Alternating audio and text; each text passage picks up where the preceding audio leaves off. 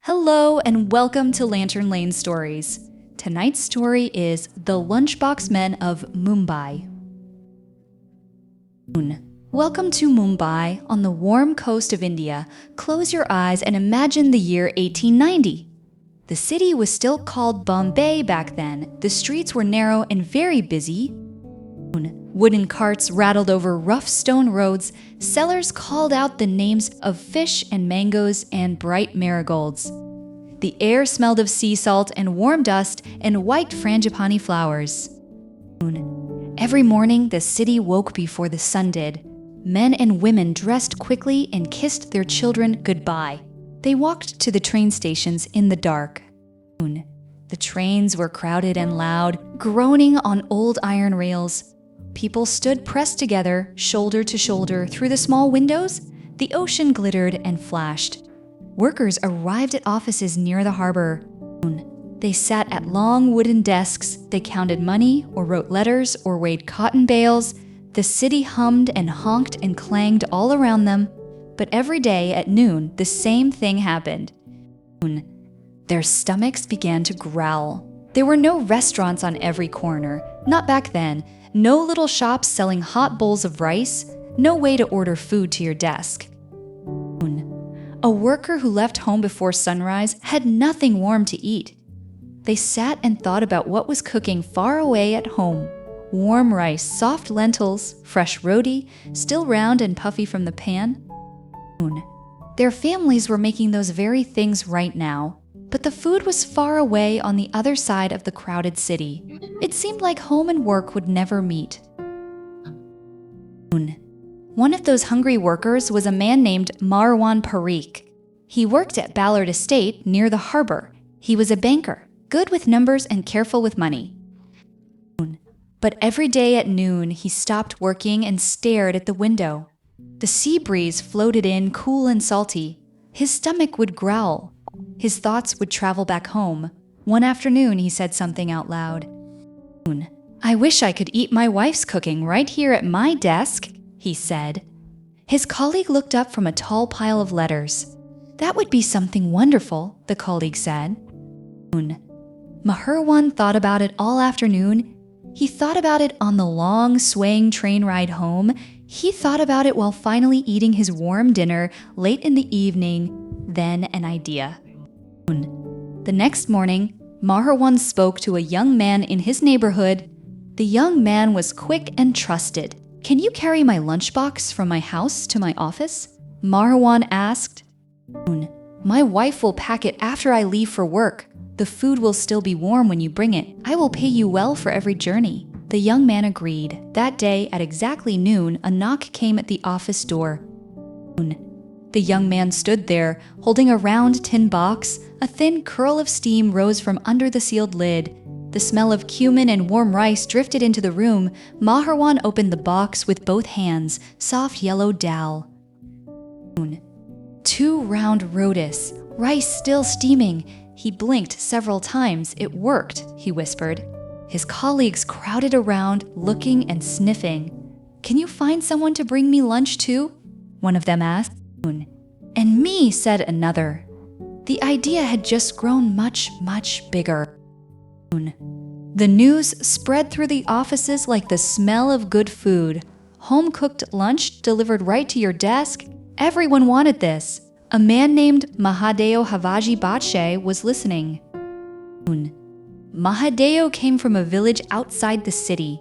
He was thoughtful and organized, the kind of man who noticed things others missed. He saw hundreds of workers going hungry every single day. He saw families at home cooking food that nobody ate while it was warm. He saw a gap and he decided to close it. In 1890, Mahadeo gathered about 100 men.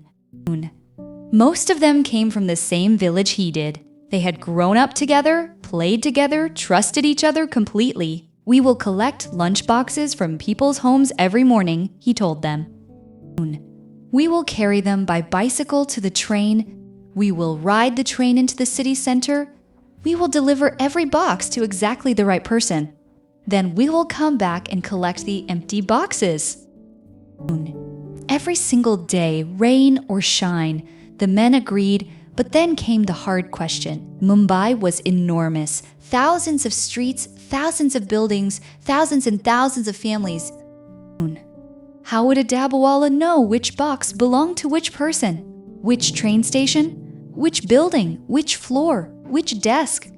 Mahadeo could not write a note inside every box. Many of his men had not had much schooling. There were no telephones to call ahead for help. He sat quietly for a long time with a tin box on his knee. He looked at its round lid. He picked up a small brush. He dipped it in red paint. Colors, he said softly. We will use colors and shapes. A red stripe on the lid meant the box came from the north of the city. A blue dot meant deliver it near the harbor. A scratched letter meant the building number. A painted circle meant the floor. Read all the marks together and you knew the whole journey. The dabbawalas practiced until they could read a box in one quick glance. They learned their routes the way birds know the sky. They moved through the streets in white caps and white kurtas. Every morning, the city watched them glide past on their bicycles. Tin boxes clinked softly against each other. The smell of 100 home kitchens floated behind them. The dabbawala service had begun. Let us follow one single lunchbox on one morning. The box belongs to a worker named Rajan who lives in Dadar. His mother, Vasudha, is up before the sun. She lights her small stove. Mustard seeds pop in hot oil, making quick little crackle sounds. She adds fresh spinach, still damp from the morning market. She makes thick dal and soft rice and 2 round rotis. By 8 o'clock, everything is packed in a round tin. The lid is sealed tight. She draws a careful green stripe on the lid, just as her dabbawala taught her. At 8:30, there is a knock at the door. A man in a white cap stands there with a bicycle behind him. He smiles warmly.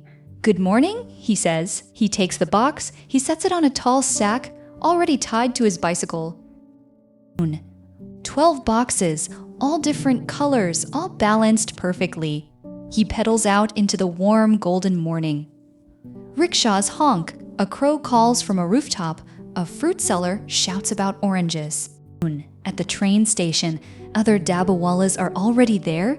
They lift their stacks off their bicycles. They sort the boxes on the wide platform, quick and quiet. Blue marks go left, green marks go to the middle, red marks to the right, no phones beeping with instructions, no computer screens glowing, just men reading colors painted on tin lids. Quickly, surely, without a single mistake. The train arrives with a deep groan and a rush of warm air. The dabbawalas step aboard and hold their stacks steady as the train sways.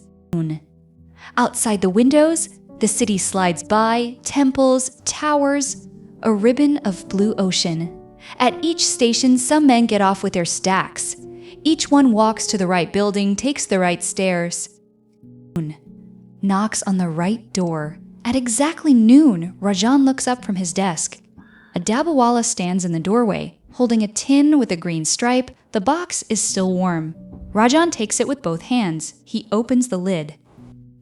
Steam rises in a small soft cloud.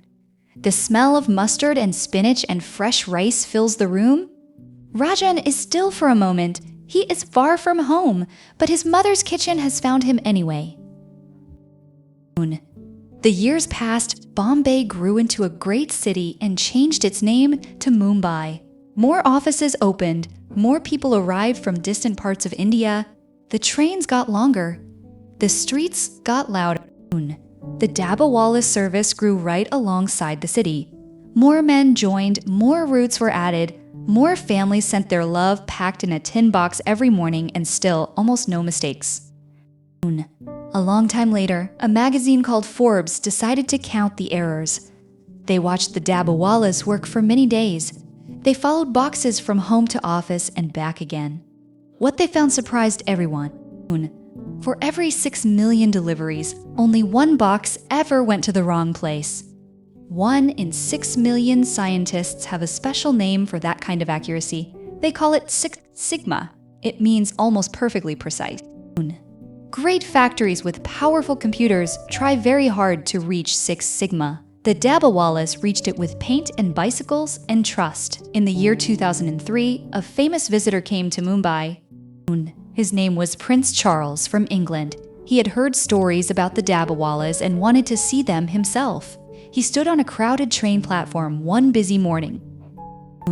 He watched the men in white caps sort their tall stacks. He watched tin boxes pass swiftly from hand to hand. He watched a color code do the work of 1,000 computers. The prince was very quiet for a long time. "How do they manage all this?" he finally asked. A dabbawala smiled and held up a painted tin lid. "We trust each other," the man said. "We know our colors. We do the same careful thing every single day." Today, about 5,000 dabbawalas still work in Mumbai. Every day, they carry about 200,000 lunchboxes, 200,000 home-cooked meals. 200,000 families saying, "Here's something warm just for you." They still wear white caps. They still read colors painted on tin lids. No computers, no apps, no phones needed. Just trust in color and bicycle wheels turning in the morning sun. Tonight, somewhere in Mumbai, a mother is already sealing tomorrow's tin box. She draws a careful stripe on the lid. She smiles. And so Mumbai also slowly fell asleep. Good night.